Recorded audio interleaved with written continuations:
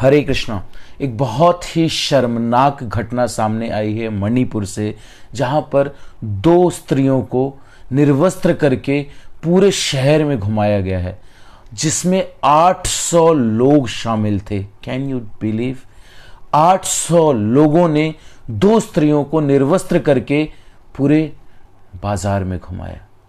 कहां की सभ्यता है ये? कौन से डेवलप्ड लोग हैं हम अपने आप को मनुष्य कहते हैं। बहुत बहुत बहुत बहुत ही दुख की बात है ये कि हम किस स्तर तक गिरते जा रहे हैं। तो ये वीडियो आज हम बना रहे हैं, इसमें हम 5 चीजों पर चर्चा करेंगे शास्त्रों के आधार पर। सबसे पहले इन लोगों के साथ क्या करना चाहिए, जिन लोगों ने ऐसा किया है, जिन 800 लोगों ने ऐसा किया है, जिनको शर्म नहीं आई एक सेकंड के लिए भी, जिन्होंने नहीं सोचा कि ये अगर मेरी बहन हो, मेरी पत्नी हो, मेरी बेटी हो, मेरी मां हो, एक सेकंड के लिए भी नहीं सोचा किसी ने। 800 लोगों में से किसी एक इंसान की आत्मा नहीं जागी। तो पहला हम चर्चा करेंगे कि इन लोगों के साथ क्या करना चाहिए। दूसरा हम चर्चा करेंगे कि ये लोग होते कौन हैं जो ऐसा कार्य करते हैं, कुकृत्य करते हैं, वास्तव में शास्त्रों के आधार पर कौन होते हैं ये लोग। तीसरा हम चर्चा करेंगे विमेन राइट्स के ऊपर, स्त्रियों के क्या अधिकार हैं हमारे शास्त्रों के आधार पर। चौथा हम चर्चा करेंगे कि आखिर ये लोग ऐसा करते क्यों हैं, अगर कोई 800 लोगों ने जो ये शर्मनाक चीज की है, क्यों की है ये। और पांचवा हम चर्चा करेंगे कि इसका सॉल्यूशन क्या है। तो इन 5 चीज को आज हम जानेंगे अपने शास्त्रों के आधार पर। साधु संग सर्व शस्त्र काय, लोभ मात्र साधु संग सर्व सिद्धि है।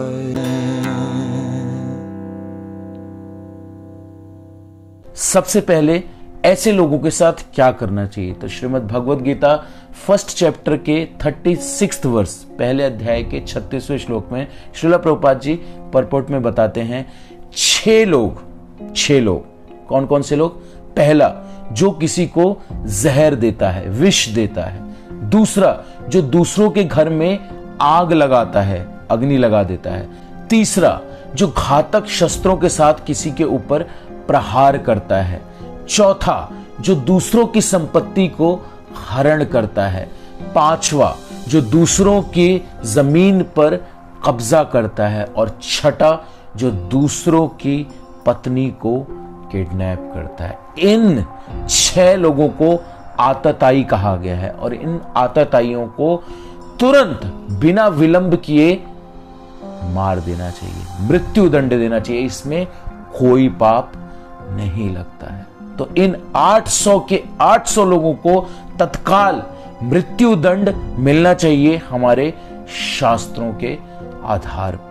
दूसरा हम चर्चा करेंगे ये कौन लोग होते हैं जो ऐसा कुकृत्य करते हैं। तो श्रीला प्रभुपाद जी श्रीमद् भागवतम के 1st कैंटो के 2nd चैप्टर के 15th वर्ष पे लेक्चर दे रहे थे लॉस एंजलिस में 18 अगस्त 1972 में।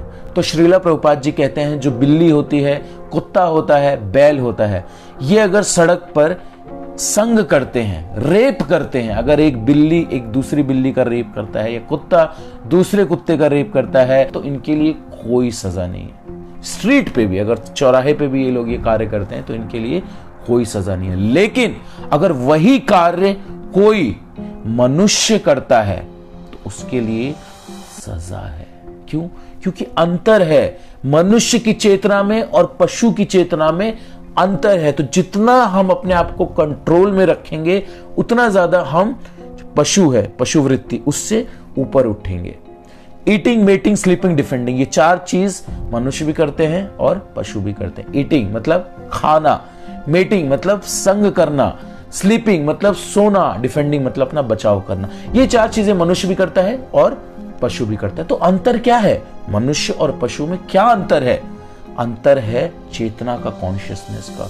मनुष्य प्रश्न कर सकता है क्यों, why I am suffering, why so much sorrow in this world, from where I have come, where I will go after death, who is God, what is my relationship with God, so many questions, so many questions which only human being can ask, but an animal cannot. तो जितना हम control में रखेंगे अपने आप को, उतना ही पशु चेतना से ऊपर उठेंगे, और जितना ही हम अपने आप को ढीला छोड़ेंगे, हम पशु के लेवल में आते जाएंगे। तो नो डाउट ये जो 800 लोग थे, ये मनुष्य नहीं है, ये हैं जानवर।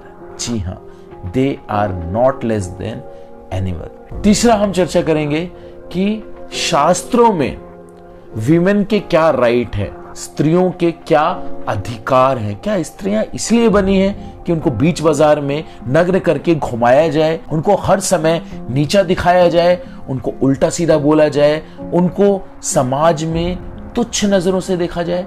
क्या स्त्रियां इसलिए बनी हैं? जानते हैं हमारे शास्त्र क्या कहते हैं इस बारे में। तो मनुस्मृति 3 अध्याय 55 से लेकर 60वां श्लोक तक क्या बोलता है?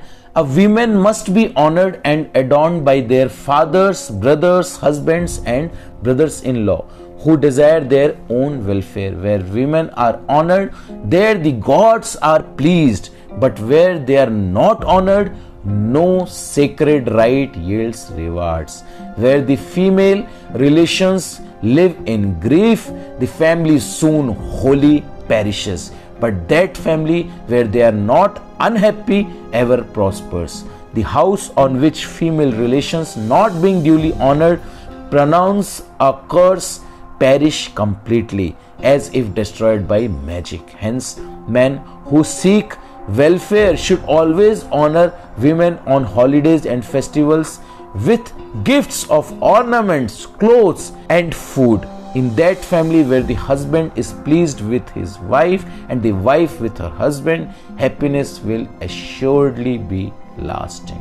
तो ये है स्त्रियों का महत्व कि जिस घर में स्त्री प्रसन्न होती है, भगवान उस घर से प्रसन्न होते हैं। स्त्रियों को हमेशा एक धरोहर के रूप में रखा जाता है, पिता के द्वारा, पति के द्वारा, भाई के द्वारा, पुत्र के द्वारा।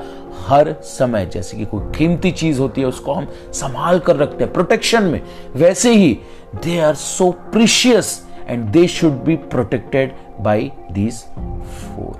और बताया गया है कि अगर जिस घर में स्त्री प्रसन्न नहीं है उसके कुल का नाश हो जाता है। Yes, there is no doubt, उसके कुल का नाश हो जाता है। और जिस घर में स्त्रियां प्रसन्न होती हैं वो घर हमेशा तरक्की करता है और आगे बढ़ता रहता है। इसलिए जो पुरुष अपना भला चाहता है वो समय समय पर, कोई त्योहार हो, कोई अवकाश का दिन हो, उस समय स्त्रियों को कुछ ना कुछ उपहार देना चाहिए, चाहे वो गहने हो, चाहे वो खाने की कोई वस्तु हो, चाहे वो पहनने की कोई वस्तु हो। और अगर वेदों में देखें तो अथर्ववेद कहता है 14.1.43 और 44 क्या बोलते हैं कि when a woman marries then she enters as a river enters the sea and to rule there along with her husband as a queen over the other members of family।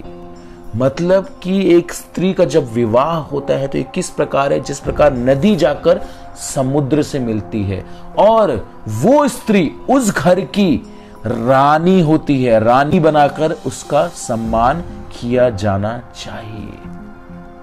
और हमारे समाज में क्या हो रहा है? अकॉर्डिंग टू आवर स्क्रिप्चर्स उनके कुल का ऐसा विनाश होगा, ऐसा विनाश होगा कि इतिहास देखेगा इतिहास अपने आंखों से, और वो व्यक्ति कई कल्पों तक नरक में यातनाएं सहेगा और सड़ेगा। और कितनी ही प्रार्थना कर ले उसको कोई भी नहीं बचा सकता ऐसा कुकृत्य करने वालों को। चौथी चीज हम चर्चा करेंगे कि ऐसा कुकृत्य आखिर करते क्यों हैं लोग, जो ये गलत कार्य करते हैं, क्यों करते हैं? तो अर्जुन जी पूछ रहे हैं भगवान कृष्ण से अध्याय 3 में और श्लोक संख्या 36 में श्रीमद् भगवद गीता। अथ केन प्रयुक्तोऽयं पापं चरति पुरुषः अनिच्छन्नपि वार्ष्णेय बलादेव नियोजितः। O descendant of Rishi, by what is one impelled to sinful acts even unwillingly as if engaged by force. तो अर्जुन जी पूछ रहे हैं भगवान से कि क्यों, आखिर क्यों लोग ऐसा घिनौना कृत्य करते हैं। और अगले ही श्लोक में, श्लोक संख्या 37 में भगवान कृष्ण उत्तर दे रहे हैं। काम एष क्रोध एष रजो गुण समुद्भवः महाशनो महापाप्मा विद्धि एनम इह वैरिणम। The supreme personality of Godhead said, it is lust only Arjuna which is born of contact with the material mode of passion and later transformed into wrath, and which is all devouring sinful enemy of this world। तो भगवान कृष्ण बता रहे हैं कि केवल lust, ये जो काम है, वही ये सारे घिनौने कृत्य करवाता है।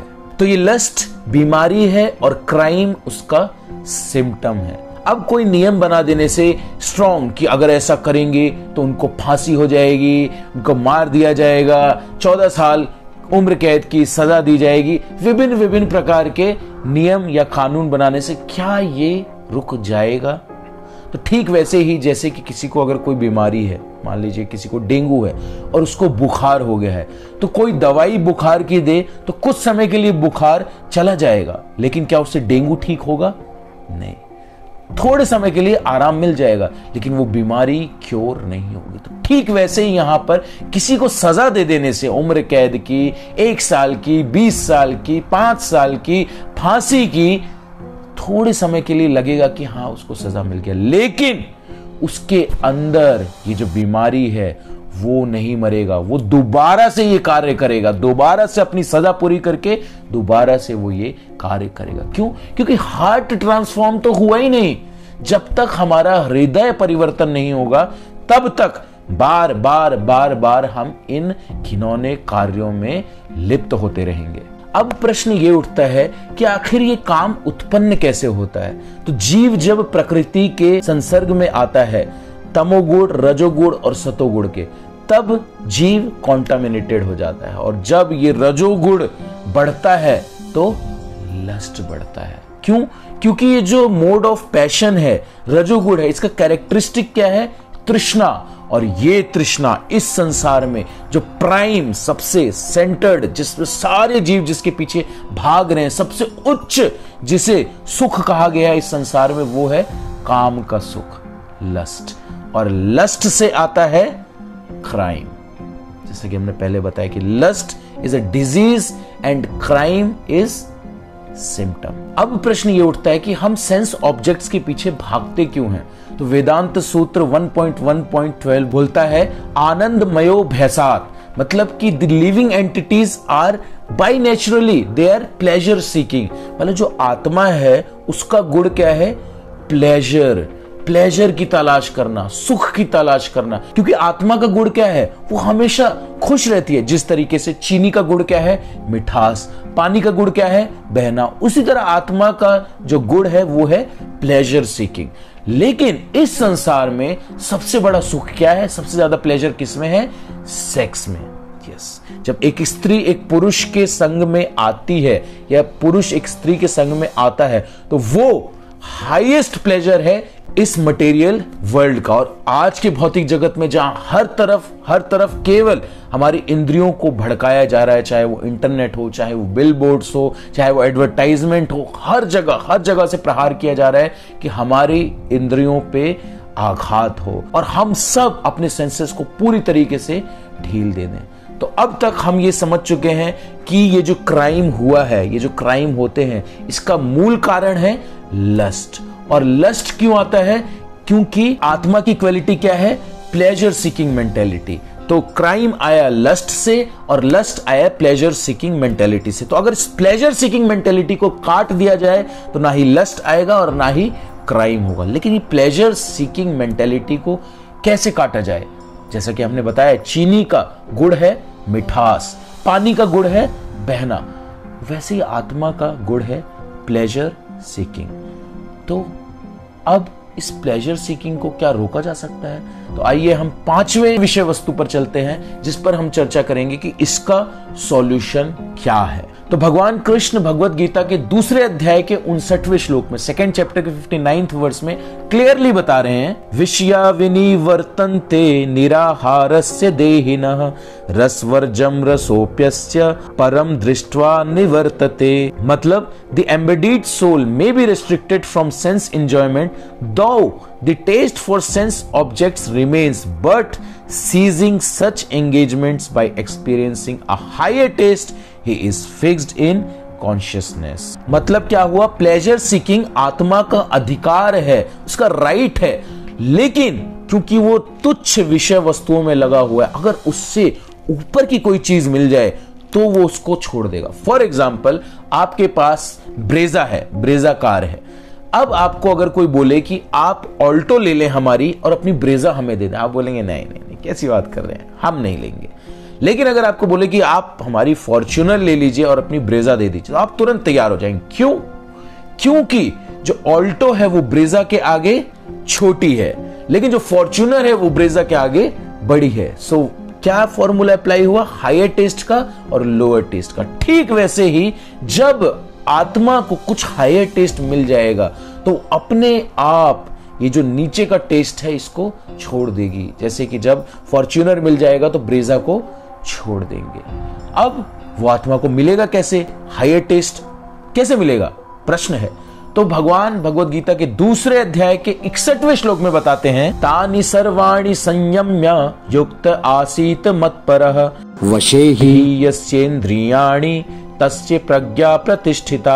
मतलब one who restrains his senses, keeping them under full control and fixes his consciousness upon me is known as a man of steady intelligence। मतलब the highest pleasure is to become Krishna conscious।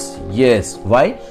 Because we soul are eternal part and parcel of Krishna। हम भगवान के अंश हैं, और भगवान के अंश जब भगवान के संग में आएंगे, भगवत ज्ञान की प्राप्ति करेंगे, तभी वो प्रसन्न हो सकते हैं। परमानेंट प्लेजर तभी मिल सकता है, तब जाके ये जो टेम्पररी प्लेजर है, जो विषय वस्तुओं में हम लोग जो सुख ढूंढ रहे हैं, उसको हम त्याग सकते हैं जब हम भगवान के संपर्क में आएंगे। अब क्योंकि हम इस भौतिक जगत में हैं, इसलिए हम विषय वस्तुओं में सुख ढूंढने का प्रयास कर रहे हैं। लेकिन थोड़ा सा भगवत ज्ञान लेकर, थोड़ी सी भगवत चर्चा करके, संतों का, साधुओं का संग करके हम इस भगवत ज्ञान को प्राप्त कर सकते हैं। और ये जो प्लेजर सीकिंग मेंटेलिटी है, जो गलत जगह लग रही है, उसको हम सही जगह पर लगा सकते हैं, ट्रांसफॉर्म कर सकते हैं। Bhagavad Gita 15th chapter 7th verse में भगवान बता रहे हैं, मामई वंशो जीव लोके जीव भूता सनातना मनसस्थानि इंद्रियाणि प्रकृति स्थानी कर्षति। मतलब the living entities in this conditioned world are my eternal fragmental parts. Due to conditioned life, they are struggling very hard with the 6 senses, which include the mind. So by becoming Krishna conscious, we can become free from lust. And how to become Krishna conscious? Shravanam, Kirtanam, Vishnu Smaranam, Pad Sevanam, Archanam, Vandanam, Dasyam, Sakhyam, आत्मनिवेदनम। मतलब भक्ति की इन 9 विधियों का पालन करके हम lust से, जो मूल कारण है सभी क्राइम का, उससे मुक्त हो सकते हैं। तो आप सभी से निवेदन है मेरा कि आप सभी लोग अधिक से अधिक भगवान का नाम जप कीजिए। हरे कृष्ण कृष्ण कृष्ण हरे हरे, हरे राम राम राम हरे हरे। कलि संतरण उपनिषद में बताया गया है कि इस महामंत्र के जप के द्वारा ही हम भगवत प्राप्ति कर सकते हैं। हरे नाम हरे नाम एव केवलम कलौ नास्त्यव गतिरन्यथा। और कोई उपचार नहीं है। तो आप लोग अधिक से अधिक नाम जप कीजिए, साधुओं का, संतों का, महात्माओं का संग कीजिए, जो आचार्य हैं हमारे, जो उनकी वाणी है उनका श्रवण कीजिए, शास्त्रों का अध्ययन कीजिए, भजन कीजिए, कीर्तन कीजिए, प्रसाद पाइए। 9 विधियों में से आप कोई एक को भी अगर पकड़ लेंगे तो आपके जीवन का जो लक्ष्य है वो पूर्ण हो जाएगा और इसी जीवन में आप भगवत प्राप्ति कर पाएंगे। इन सभी घिनौने कृत्यों से ऊपर उठ पाएंगे। तो आप सबसे निवेदन है कि आप लोग कृपया करके इन बातों पर ज्यादा से ज्यादा, अधिक से अधिक ध्यान दें और इस भक्ति योग के पथ को अपनाएं, ताकि आप अपना और लोगों का भला कर सकें। जगत गुरु श्रील प्रभुपाद की जय। हरे कृष्ण।